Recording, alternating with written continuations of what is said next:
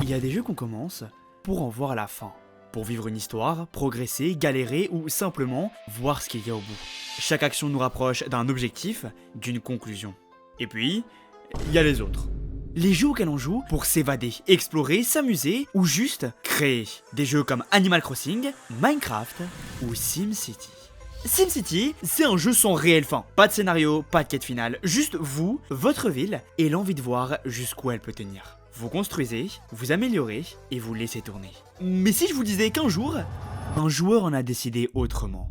Finir un jeu qui n'a pas de fin. En atteindre le bout en construisant la ville parfaite. Une ville capable de tourner toute seule pendant des siècles sans jamais qu'on ait à y revenir. Une ville qui répond à tous les besoins et franchit toutes les limites, quitte à en sacrifier ses habitants et devenir un véritable cauchemar. Une dystopie peut-être un peu trop proche de notre réalité.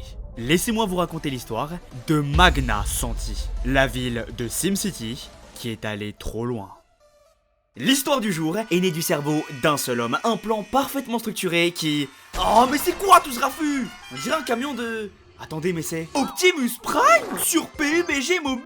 Et oui, un mode Transformers vient de débarquer sur le jeu. Vous commencez en invoquant 2 Transformers disponibles sur le jeu grâce à la balise Cybertron. Ensuite, vous devez choisir votre camp entre Optimus Prime et Megatron afin d'accomplir diverses missions pour obtenir plein de récompenses, mais aussi un écran de performance Optimus Prime, un Cybertron Supply Pack et un Cybertron Device avec un affichage de date unique. Et tout ça dans des duels méchants. Deviens plus fort en collectant de l'Enercon et si jamais ça suffit pas, il y a la possibilité de réanimer les Transformers pour poursuivre le combat. T'es libre de t'y prendre comme tu veux. Et si t'adores tout ce qui est cyberpunk, découvre le Neon Outpost, une zone avec des défis de mêlée qui se déroule dans une arène au beau milieu de l'Astroden. Tu peux également faire des balades en robot et aller au Black Market pour acheter du loot futuriste. Que tu joues plutôt de manière chill ou que t'es le sang chaud, y en a vraiment pour tous les goûts. Et c'est pas tout, à partir du 18 juillet, PUBG Mobile propose plein de nouveautés. De nouvelles tenues Transformers, des véhicules et plein d'objets uniques en leur genre. Il y a même un overboard cosmique évolutif. Alors choisissez votre camp en cliquant sur le lien en description ou en commentaire épinglé pour télécharger PUBG Mobile et jouer au mode Transformers. Sur ce, on peut commencer la vidéo. Ok, pour vraiment comprendre l'histoire du jour, permettez-moi de reprendre depuis le début. C'est quoi SimCity ? Promis, je vous prends pas pour des cons. Avant de devenir un phénomène mondial, SimCity, c'est d'abord l'histoire d'un homme, Will Wright. Trop relou, trop relou. Un jeune développeur californien passionné de jeux vidéo et d'architecture qui vient de sortir de son premier petit succès et qui cherche maintenant à faire un projet radicalement différent. Un projet qui casserait les codes classiques du jeu vidéo. Il y aurait ni score à battre, ni ennemi à abattre, ni fin à atteindre. Juste une immense liberté d'expression. Ouais, pas facile à trouver et encore moins à l'époque. Alors, comme tout le monde, il cherche son inspiration ailleurs, jusqu'à tomber par hasard sur un livre. Urban Dynamics. Un ouvrage signé Jay Forrester, professeur à la MIT. Et ce bouquin, il va lui raconter une histoire fascinante. Ah, ça vous donne pas envie? Bizarre. Ce livre, c'était pas un roman ni une biographie, non, c'était un pavé d'équations et de modélisation mathématiques qui prétendait pouvoir expliquer comment fonctionnent les villes. Pas avec des récits humains ou des contes, mais avec des flux, comme le taux de natalité ou le taux de chômage, des stocks, comme la population totale ou le nombre de logements, et des statistiques. Pour Forrester, une ville, c'est une machine. Ça grandit, ça consomme, ça produit, et ça s'effondre. Tout obéit à une logique mécanique, toutes les villes peuvent être étudiées et comprises de la même manière si on les réduit à 150 équations et 200 variables. Will est sous le choc. Ce qu'il vient de découvrir, c'est un manuel complet expliquant par A plus B comment créer le jeu vidéo du siècle. Il tient enfin son prochain succès. Il s'appellera Micropolis. Non, ça sonne mal. Ce sera un simulateur de ville, alors SimCity. Dans SimCity, vous prenez le rôle du maire et devez construire et gérer une ville. Le but, maintenir sa prospérité en prenant en charge des aspects comme les transports, l'économie, l'éducation, la criminalité et plein d'autres éléments essentiels à la vie d'une cité. Le tout en faisant face à des défis comme des catastrophes naturelles, le chômage ou les besoins de votre population. Et chaque décision a des conséquences. Trop de zones industrielles peut polluer, trop de taxes peut rendre vos habitants malheureux et une mauvaise gestion des transports peut provoquer des embouteillages. À vous d'équilibrer tous ces aspects fait pour faire prospérer votre ville, l'agrandir et la maintenir en bonne santé, tout en optimisant son économie. Quand SimCity sort en 1989, le concept est révolutionnaire. On n'est plus là pour finir un jeu, on est là pour le faire durer. Pas de scénario, pas de cinématique, pas de game over, rien, juste vous, votre ville et plein de trucs à gérer. Budget, santé, transport et environnement. Ouais, il y a vraiment des humains qui s'envoient tout ça et qui se disent waouh. Le gameplay de folie. Bref, des city builders dans le genre, il y en aura des tas avec chacun leur particularité. Mais SimCity, c'est le city builder. Celui qui a lancé le genre et marqué plusieurs générations de joueurs dès la fin des années 80. Pour beaucoup, c'est un jeu de rêve, un jeu qui permet enfin de créer la ville parfaite, celle où tout est beau, où les gens sont heureux, où les infrastructures fonctionnent à merveille et où nature et modernité cohabitent enfin. Ah, si seulement. En le regardant d'un autre œil, beaucoup de joueurs remarquent qu'il y a un truc qui cloche. Derrière ses bons sentiments et son interface colorée, SimCity reste avant tout une gigantesque machine, à l'image du livre dont il s'inspire. Ouais, parce que ce que j'avais oublié de vous dire, c'est que les travaux de Forrester ont pas été très bien accueillis. Son gros souci était qu'il laissait sous-entendre que certaines politiques censées améliorer le vivre ensemble, comme les aides sociales ou les logements à bas coût, faisaient parfois plus de mal que de bien. Dans le livre, comme dans SimCity, une terre n'a de valeur que si des structures et une population y sont présentes. Population dont l'unique but sera par la suite de maximiser la valeur de ce même terrain. En gros, vous n'avez pas des citoyens avec une voix, vous avez des chiffres. Vous n'avez pas de revendications sociales, vous avez des statistiques de satisfaction. Même la culture et les loisirs ne sont jamais des objectifs en soi. Ce sont juste des moyens techniques pour maintenir les barres de satisfaction au strict minimum. Le moteur du jeu ne récompense pas la beauté de la ville ni la qualité de vie, il récompense la rentabilité, la croissance continue et l'absence de déficit budgétaire. En d'autres termes, SimCity ne vous apprend pas à gérer une ville, il vous apprend à gérer des chiffres. Alors attention, ça veut pas dire pour autant que Will Wright pense comme ça. Il a toujours déclaré que SimCity était une caricature de comment les villes fonctionnent, mais ce qui cloche pour les joueurs, c'est plutôt qu'en y jouant, on adopte presque tous inconsciemment cette logique mathématique. Très vite, vous réalisez que certains services ne sont pas rentables, que certaines zones coûtent plus cher qu'elles ne rapportent, que réduire les dépenses dans l'éducation permet de booster temporairement les profits, et que certaines infrastructures, comme les parcs ou les bibliothèques, sont finalement accessoires si votre objectif est d'avoir un budget équilibré. Bientôt, vous sacrifiez le social pour maximiser l'économie, éliminez les quartiers pauvres non pas pour des raisons humaines, mais parce qu'ils diminuent la valeur des terrains, et réduisez la pollution non pas parce qu'elle nuit aux habitants, mais parce qu'elle freine la croissance. Derrière cette façade de bac à sable se cache une réalité beaucoup plus rigide, celle d'un système où seule la mécanique compte, pas l'humain. Une ville réussite, c'est une ville rentable. Et ça, ça saute aux yeux de Vincent au Casla. Pendant que la majorité des joueurs s'amusent à faire leur petite ville parfaite, Vincent, étudiant en architecture aux Philippines, découvre SimCity 3000 avec un regard bien différent. Là où la plupart y voient encore un simple jeu de gestion, lui, y voit une métaphore de la folie moderne. Des sociétés obsédées par la croissance à tout prix, incapables de ralentir, même si, pour cela, elles doivent écraser leurs individus dans le processus. Et cette réflexion, il l'a pas sortie de nulle part. Deux éléments dans sa vie ont drastiquement influencé sa vision. La première, c'est le film documentaire Koyaanisqatsi. Un film unique, sans dialogue ni narration, juste 1h30 d'images du monde moderne qui défile, montrant la beauté du progrès, mais aussi sa face la plus sombre. Accélération démesurée, chaos urbain, surconsommation, bref, vous commencez à comprendre. Ce que raconte le film, c'est l'histoire d'une civilisation prise au piège de sa propre dynamique, incapable de ralentir, de réfléchir et de revenir à un équilibre humain. Et si vous trouviez déjà pas ça très drôle, je vous présente sa deuxième inspiration.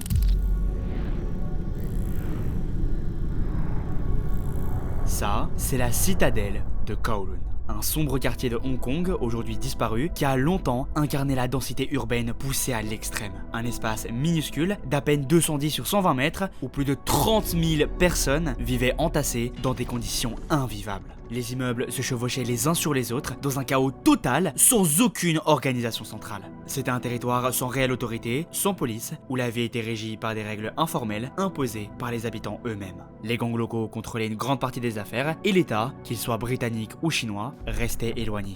Pourtant, malgré ce manque d'organisation et d'autorité, la vie continuait, jusqu'à sa démolition en 1993. Pour Vincent, Kowloon est le contre-exemple parfait de l'utopie, un modèle cauchemardesque qui démontre ce qu'il se passe lorsqu'on laisse un système croître sans aucune considération humaine. C'est pas comme ça que fonctionne SimCity. Que se passerait-il si on allait dans le sens du jeu? Si on l'utilisait non pas pour faire une ville agréable à vivre, mais pour exposer la logique absurde qui régit son moteur. Explorer jusqu'où peut aller cet algorithme si on lui obéissait jusqu'au bout. En d'autres termes, créer ce que le jeu lui-même considérerait comme une ville parfaite. Une ville qui finirait le jeu. Vincent a la vision. Cette ville, il va lui donner vie. Plus qu'à savoir comment y arriver et surtout, quelles en seront les conséquences. Nous sommes en 2006 et Vincent est en pleine phase de théorie. Il dessine des schémas, remplit des carnets entiers d'équations et de calculs sur la manière dont SimCity 3000 fonctionne. Parce que oui, c'est le jeu qu'il choisira. Selon lui, c'était le seul qui lui permettait de créer, d'optimiser et surtout de pousser la logique de croissance à l'extrême. Comme tout projet démesuré, il y a d'abord des ébauches, des essais et des échecs. Il sait que c'est essentiel. Alors, par avance, il divise le projet en trois villes qui iront à chaque fois de plus en plus loin dans la logique du jeu. À commencer par Armada Santi. Ce nom n'a pas été choisi au hasard. C'est un mélange de l'espagnol Armada, la forteresse, une référence directe à Kowloon, et d'Arco Santi, une ville expérimentale construite en plein désert de l'Arizona, censée incarner une utopie écologique et humaine, mais qui ne sera jamais achevée. Elle était pensée pour limiter l'expansion des villes, réduire les trajets, partager les ressources et encourager la vie en communauté. Ouais, retenez bien ça pour la suite. Rapidement, il se confronte aux premières règles du jeu. Dans SimCity, tout est calculé en cases de zonage, zone résidentielle, commerciale ou industrielle, et en rayonnement de services. En gros, jusqu'où les bâtiments comme les écoles ou les pompiers ont un effet sur la ville. Ce qui fait que la moindre variation dans l'agencement de la ville peut énormément impacter sa performance globale. Et ça veut surtout dire que pas un pixel ne devra être laissé au hasard. Alors, il commence par faire un carré. Ouais, c'est juste un test, il ajustera plus tard, et puis une nouvelle fois, c'est comme ça qu'a été construite Kowloon. Un bloc compact. Au total, il lui faudra 3 mois pour arriver au bout de cette première étape. Et, ses calculs étaient justes. Armada Santi est stable, extrêmement dense et complètement fonctionnelle. La ville atteint 5 millions d'habitants. Côté économie, c'est pareil, 2 millions de commerces, 500 000 industries. La santé y est plutôt bonne pour SimCity, l'école est boostée à fond, la criminalité reste bloquée à 0, le chômage aussi, et la pollution est maîtrisée à 7%. La satisfaction générale reste constante, pas de rébellion, pas de crise, tout roule. Un résultat impressionnant, mais pour Vincent, c'est pas... Il reste des défauts de structure, des pertes d'espace, une circulation pas hyper fluide et surtout un plafond de population à 7,8 millions d'habitants. Ce qui reste en dessous du potentiel maximal de la carte. Armada Santi est un bon début, mais c'est loin d'être parfait. Et pour faire mieux, il va devoir utiliser ça. Je préfère faire comme si vous avez fini par comprendre. Ces notes sont les plans de Para Santi. Para vient de Paragon, qui désigne un modèle parfait et idéal. Là où Armada Santi pouvait se traduire par la forteresse flottante, Para Santi se traduit par la ville parfaite. Et pour cause, 1 an de planification, 1 an de construction. L'objectif est clair, se rapprocher dès maintenant du résultat final. Pour ça, Vincent change complètement la géométrie de la ville. Para Santi adopte une forme octogonale, un trigramme. Un symbole bouddhiste composé de 3 lignes représentant l'équilibre parfait entre les forces de la nature. Le ciel, la terre et l'humanité.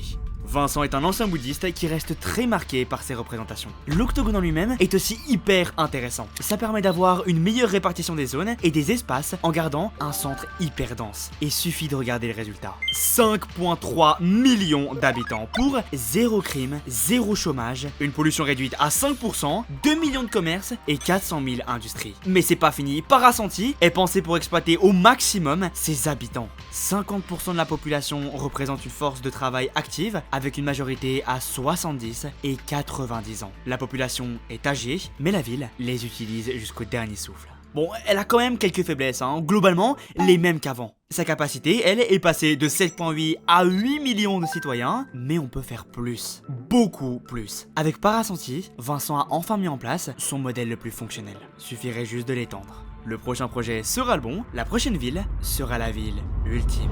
Magna Santi.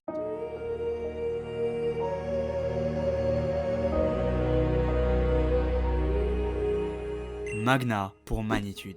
Grand, vaste, immense. Dès le premier coup d'œil, un truc saute aux yeux. Il n'y a aucune route, pas 1 mètre d'asphalte, pas de voiture, pas d'embouteillage. La ville est construite sur un système 100% souterrain avec uniquement des métros. Pas pour le confort, non, mais plutôt pour éviter tout ralentissement. En même temps, il n'y a pas vraiment de raison de se déplacer ailleurs, puisque chaque quartier se ressemble. Chacun d'entre eux est un clone parfait du précédent. Tous les logements sont des logements sociaux identiques, et chaque petit bloc dispose de ses librairies, pas pour la culture, mais pour faire grimper le niveau d'éducation. Dans SimCity 3000, plus l'éducation est haute, plus les immeubles deviennent plus grands et denses, ce qui permet de loger encore plus de monde.